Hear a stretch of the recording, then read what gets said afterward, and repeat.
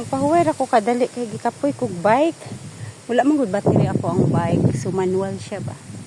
So nagrest ako under the trees kay perting hangala. So mao ni siya ang view diri sa amo ang Lanchi. Ayan, mga apartment na siya guys. Ayan. Mga apartment yun na diri napalibutan. Ayan, naapa na dito.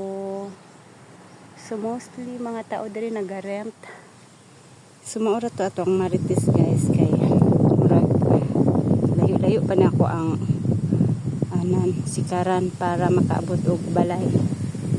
So maura to. Thank you for watching and have a nice day. Fresh kayong air. Oh my God.